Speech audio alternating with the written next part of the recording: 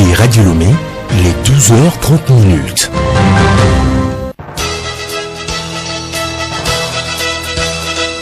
Le journal Léontine à Toguima.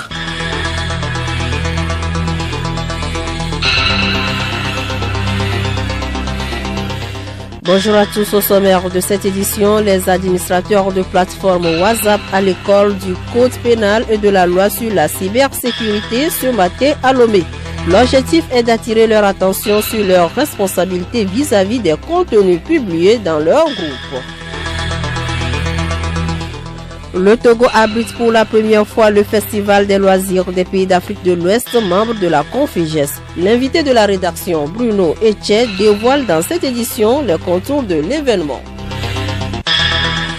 Semaine de la réconciliation au Mali, la classe politique demande l'amnistie pour les personnalités politiques actuellement poursuivies par l'État malien. Football, Madame le Premier ministre a visité dimanche dernier le centre des sports de Palimé. De leur côté, ASCO et ASK jouent leur va-tout ce week-end en Coupe continentale. Radiolomé.tg. Bienvenue dans cette édition. Le gouvernement était en début de semaine à Palimé pour le séminaire gouvernemental. En marge des travaux, le chef de l'État a eu de fructueux échanges avec les forces vives du Grand Coteau dans la région des Plateaux. Hélène Assabi. Cette rencontre a été l'occasion pour le président de la République, Faure Gnassingbé, de réitérer ses remerciements à la population des préfectures du Cloto, d'Agou, de Pélé et de Dani pour leur accueil chaleureux et enthousiaste.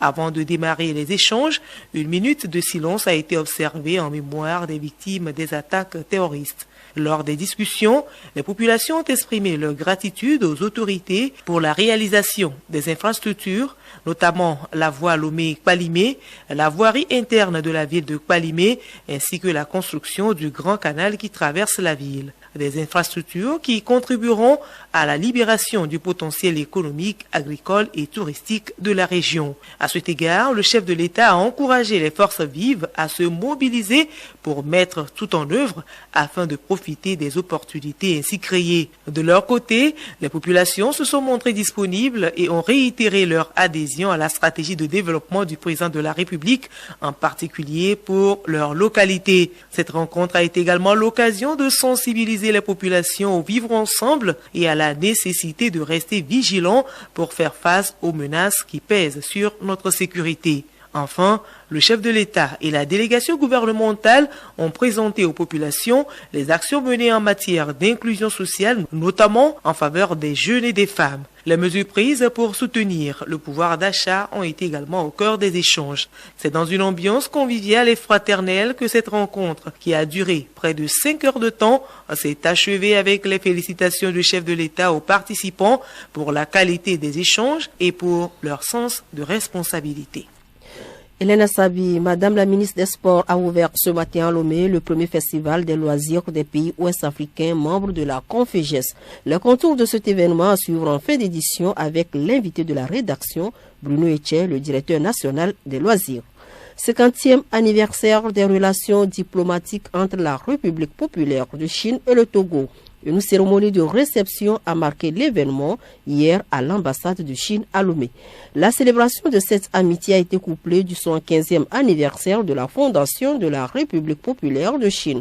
Au cours du dîner, les dossiers d'intérêt commun, notamment dans les secteurs de la santé, des infrastructures et le développement social, ont été évoqués.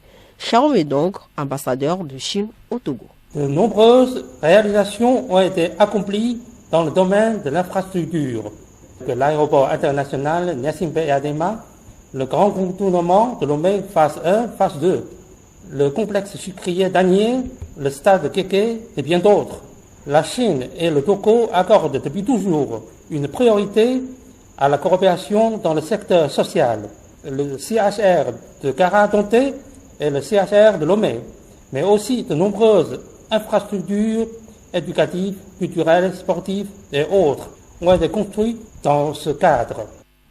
Le ministre de la Communication et des Médias, porte-parole du gouvernement à Koda Iwadan, a adressé les félicitations du gouvernement à la République chinoise. Je voudrais donc saisir cette opportunité pour saluer les relations privilégiées qui existent entre nos deux pays depuis 50 ans et qui se caractérisent non seulement par des réalisations et des projets concrets, ainsi que par les perspectives séduisantes qu'elles offrent, mais aussi les liens étroits d'amitié franche et indéfectible entre nos deux peuples grâce à l'action conjuguée de nos plus hauts dirigeants.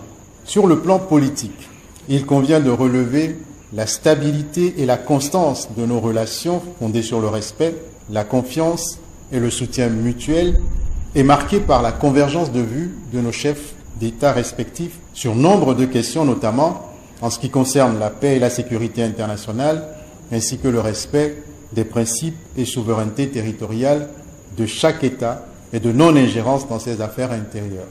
Professeur Akoda Ayiwadan, chargé du ministère de la Communication, dont les locaux abritent ce matin les administrateurs de plateformes WhatsApp qui sont sensibilisés sur le respect du code pénal et de la loi sur la cybersécurité. Ils sont donc depuis ce matin à une journée de réflexion et d'échange à Lomé. Co-organisé par le ministère en charge de la communication et des médias et le ministère en charge des droits de l'homme et de la formation civique, la rencontre vise à attirer l'attention de ces acteurs sur leurs responsabilités vis-à-vis des contenus qu'ils publient sur leur plateforme. Il s'agit de mesurer l'ampleur des risques liés aux violences numériques, c'est-à-dire à l'atteinte de la dignité humaine et à la sécurité nationale. Selon les communicateurs, ces atteintes sont punies par la loi. Comment réduire les frais de transport en allant au service, surtout en ces temps de vie chère? Certains Togolais ont inventé un système rotatif de transport. Empruntant le même itinéraire, les concernés se cotisent pour utiliser un seul engin par semaine. Cela peut être une auto ou une moto appartenant à l'un d'entre eux. Théo Akponou, Solim Lemou sont allés aux informations pour les engins à 4 roues.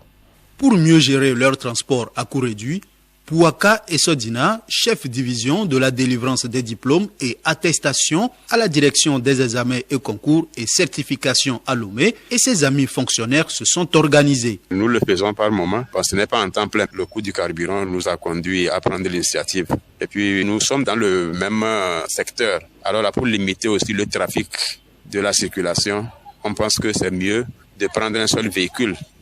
Comme ça aussi, le véhicule se repose par moment. Au lieu de trop gaspiller, quand on prendra pour une semaine, on prendra pour l'autre semaine. Et Sodina explique le système. Au lieu de prendre chacun véhicule, prend un seul véhicule, à 2 ou bien à 3, on se cotise et puis on prend un seul véhicule. Supposons que dans le mois, nous avons à dépenser 42 000. Si l'un donne 21, l'autre donne 21, ça fait les 42 000. Et comme ça, là, on arrive à gérer. Bon, c'est vrai, dans le service, actuellement, tout le monde n'a pas assez de moyens. Ceux qui n'ont pas les moyens, on les aide. Comme ça, ils gardent aussi leurs engins, les motos. Et on se débrouille ensemble pour pouvoir bien finir le mois. Le système rencontre certaines difficultés, mais d'énormes avantages sont à souligner. Par exemple, avant que le carburant augmente le prix, j'utilisais au moins 25 000 francs pour le carburant pour un mois. Aujourd'hui qu'il a pris le coup, je vais jusqu'à 42 000. Si on se cotise à 3, vous voyez ce que c'est? Ça veut dire qu'on aura cotisé moins de 20 000 francs. Ça fait déjà beaucoup d'économies. Au lieu de dépenser 42 000 francs, on économise à peu près 25, voire même plus quand on est à 3. Et actuellement, on parle de l'environnement. Au fur et à mesure que le véhicule se déplace, c'est des gaz que nous dégageons et qui agissent sur l'environnement. Un seul véhicule, c'est moins que plusieurs véhicules. Voilà le grand avantage. Un autre groupe concerne les revendeuses du grand marché de Lomé. Yeklani Efa, boutiquière, parle de son exemple. Nous sommes à peu près 3 à Goïsi, dont tous nous avons un véhicule chacun. Et on a assis une journée pour voir comment nous allons associer pour prendre une seule véhicule. Raison pour laquelle nous sommes ensemble tous les matins.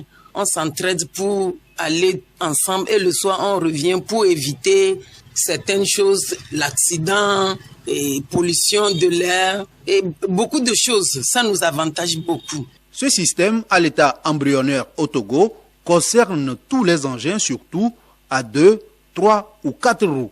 Le respect des engagements pris est le défi majeur à relever par les concernés dans cette pratique. Solim Lemou, cette initiative contribue aussi à la protection de la couche d'ozone. Ce 16 septembre, la communauté internationale mobilise l'opinion publique à des efforts pour la réduction des émissions des substances appauvrissantes la couche d'ozone dans l'atmosphère. Au Togo, plusieurs activités sont menées ça et là avec les acteurs de froid. Quelles sont les réalités du terrain? Élément de réponse dans ce magazine de Alice Berthe Barandao. Les enjeux de la destruction de la couche d'ozone sont nombreux. Il y a notamment les changements climatiques, le réchauffement de la Terre, la fonte des glaciers, etc. La destruction de la couche d'ozone émane très souvent de multiples actions de l'homme. Écoutons M.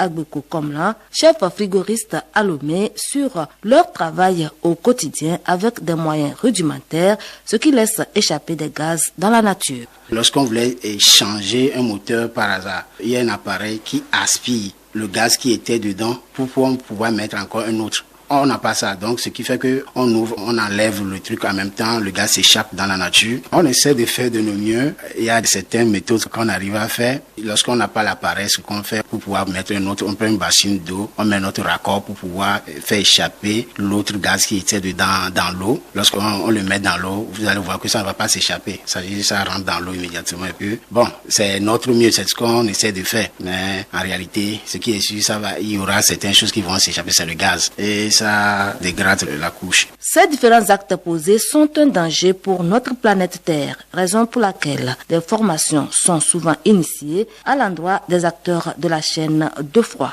Exactement, nous avons reçu des formations par rapport à ce qui concerne la couche d'ozone. On nous fait savoir que la couche d'ozone c'est une couche épaisse qui est en train d'être détruite peu à peu, et les climatologues nous font savoir que si on ne fait pas attention, les rayons ultraviolets du soleil est en train d'entraîner beaucoup de décès. Donc ce qui fait que dans notre structure, on nous a parlé beaucoup de ces choses par rapport à notre domaine du froid. On nous a parlé beaucoup par rapport à notre gaz que nous utilisons, notre fléon, et ça détruit et ça contient tellement beaucoup de méthane. Or, le méthane est tellement ça contient beaucoup de chlorocarbures qui détruit tellement la couche d'ozone. Alors, Monsieur Agbeto, vous du domaine du froid, que devez-vous faire pour réduire les effets de serre? Par rapport à notre structure, il y a un appareil dont on nous a montré, l'appareil qui doit récupérer nos gaz là. C'est-à-dire on ne doit pas faire échapper le gaz dans la nature. C'est ça qui détruit réellement la couche d'ozone. Donc, en fait, c'est un des appareils qu'on a amené pour nous former par rapport sur ça. Et donc, si on pourrait avoir ça, ça pourrait nous aider beaucoup à ne pas faire échapper nos gaz dans la nature. Donc, c'est ça qui pourrait nous aider réellement pour pouvoir sauver la nature. Est-ce que vous avez cet appareil? On nous a dit que l'appareil coûte cher et on ne l'a pas. On a déposé ça au niveau de la Frito, de l'association des frigoristes, que c'est ce appareil qu'on a amené dans le temps là. Donc, bon, ça dépend de comment le gouvernement vient, l'État doit faire pour nous procurer cet appareil qui va nous aider et ce qui serait au moins cher pour que nous tous on pourrait avoir ça. C'est-à-dire si l'autorité pourrait nous mettre cet appareil à un bon prix pour que au moins tous les frigoristes peuvent avoir, ou bien au niveau de notre association, assez d'appareils, ça pourrait nous permettre, lorsqu'on voulait intervenir pour un changement d'un moteur, changement de ce genre de gaz, on pourrait l'utiliser et ça pourrait aider tout le monde. Vivement que votre appel soit entendu puisque nous tous nous partageons une seule biosphère. Alice Berthe Barandao, la protection de la couche d'ozone, la protection également des animaux. Le développement durable des ressources animales du continent est au cœur d'un atelier organisé depuis lundi à Lomé par la Direction générale de l'élevage. Cette rencontre a vu la participation d'une mission du Bureau interafricain des ressources animales de l'Union africaine et une délégation soudanaise en vue d'évaluer le système d'identification et de traçabilité des animaux au Togo qui fait cas d'école dans la sous-région ouest-africaine. Le compte rendu avec Junior Koudramé, Clarisse Tombité. Seul pays de l'Afrique subsaharienne à adopter un système d'identification numérique des animaux, le Togo sert de modèle à tout le continent.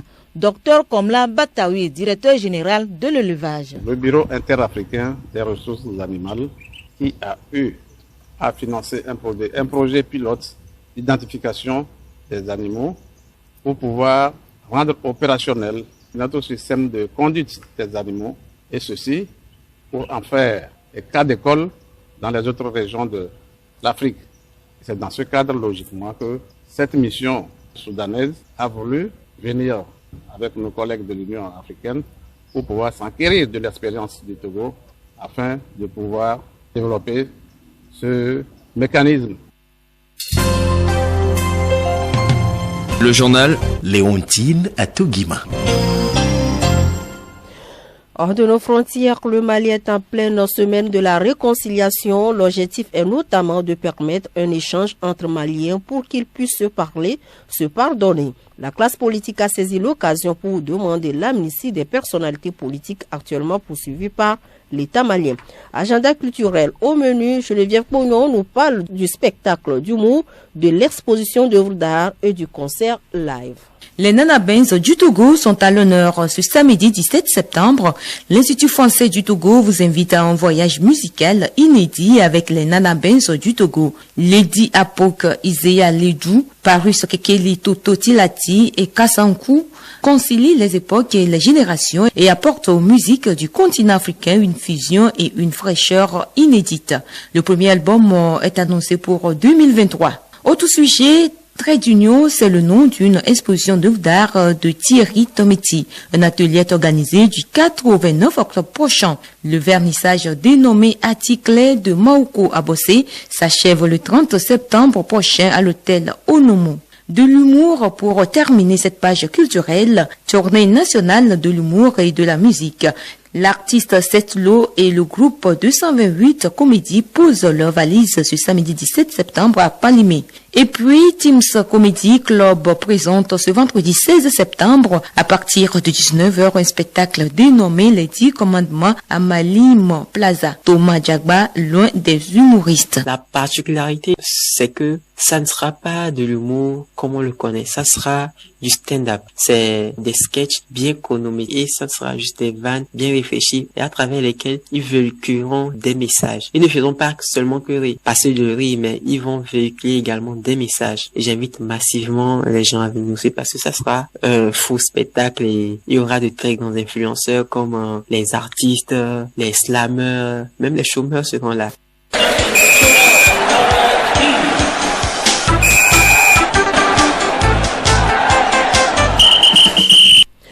Softball, la finale du championnat national féminin se joue ce samedi entre Amis du Monde et Athleta. Pendant ce temps, ASCO et ASK du Togo seront au front ce week-end pour le compte des matchs retour du premier tour des préliminaires des coupes continentales.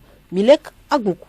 En Ligue africaine des champions, ASCO joue gros ce samedi en déplacement en terre mauritanienne face au FC Mouadibou. À l'aller, les visiteurs avaient contraint les condamnants de la Cosa à Kégué au nul, 1 but partout. Autre combinaison toujours ce samedi, AL Merek du Soudan joue Arta de Djibouti, Viper FC de l'Ouganda croise Olympique Real de Centrafrique. Royal Léopard de l'Eswatini défie Cefa de Madagascar. Petro Luanda d'Angola affronte Black Bulls du Mozambique. Les Tanzaniens de Young Africans reçoivent les Sud-Soudanais de Zalan FC. Puis les Algériens du CR Belouizdad se mesure aux Sierra-Léonais de Beau Rangers. En Coupe CAF, après sa défaite 2-1 à l'aller en Guinée, ASK reçoit sur ses terres Milo FC. Une victoire 1-0 dimanche pourra faire entrevoir le prochain tour de la compétition aux hommes de Urokura Chagara. Autre affiche dans cette Coupe CAF, show d'explication entre AS Kigali du Rwanda et AS Ali Sabir de Djibouti. Idem entre Remosta du Nigeria et le Phare de Rabat.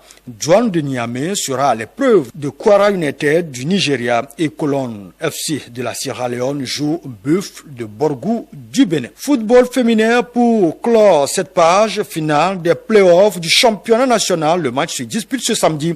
Ce dernier acte du championnat national féminin 2022 met aux prises les filles des Amis du Monde avec les championnes en titre d'Athleta. C'est le municipal de Sokoré qui accueille cette confrontation ce samedi à partir de 15h GMT. Je le disais tout à l'heure, le Togo abrite pour la première fois le Festival des loisirs des pays d'Afrique de l'Ouest, membre de la CONFEGES. Pour en savoir davantage, nous recevons un invité de rédaction, le directeur national des loisirs, Etienne Bruno. Il s'exprime au micro de Yao Kamake. Monsieur Etienne Kodjo Bruno, bonjour. Bonjour, monsieur Kamake. Ce vendredi se tient au Togo le Festival des loisirs des pays ouest-africains membres de la CONFEGES. Dites-nous, de quoi est-il question au juste et pour quel objectif? Dites-vous que c'est la première édition qui se tient sur le thème « Les loisirs au service de la paix et de l'intégration sous-régionale ». L'objectif de cette rencontre, c'est de créer à travers les loisirs un cadre de brassage et d'intégration des populations des pays de l'Afrique de l'Ouest, membres de la CONFEJES. Organiser des compétitions de loisirs entre les pays participants, y compris les Togolais, pour visiter les stands mis en place. Il y aura aussi des communications qui seront faites tout autour des jeux traditionnels qui sont en voie de disparition. Enfin, il y aura à organiser des activités récréatives. En 2 mots, est-ce que vous pouvez nous résumer comment va se faire le déroulement de ce festival? Il y aura une caravane qui démarrera à partir du stade de Kégué pour aider la population à vivre l'événement dès ce soir. Ces stands auront à abriter les différentes disciplines que nous avons au niveau de la direction. Il y a disciplines, par exemple, qui portent sur les jeux d'échecs, jeux de Scrabble, jeux de VT3, jeux de Brusquenby et Sipa, que nous connaissons très bien, jeux de dames, jeux de Ludo.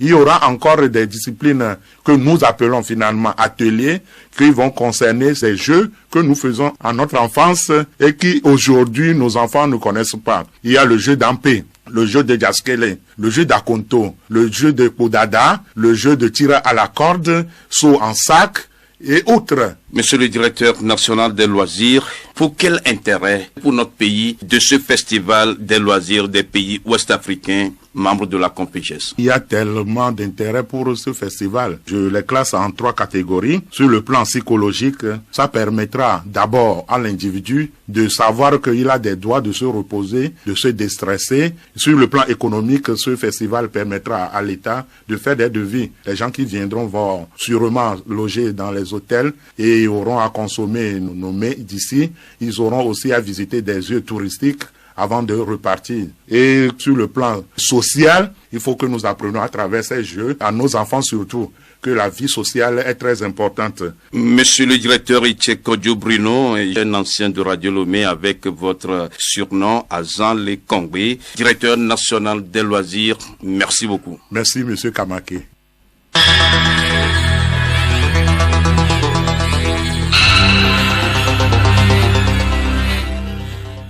Point final à cette édition, c'est donc l'essentiel à retenir. Le Togo abrite pour la première fois le Festival des loisirs des pays d'Afrique de l'Ouest, membre de la CONFEJES. La cérémonie d'ouverture s'est déroulée ce matin à Lomé.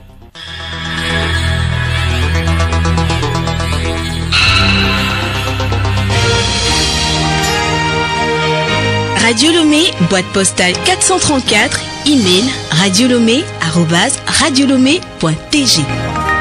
radiolomé.tg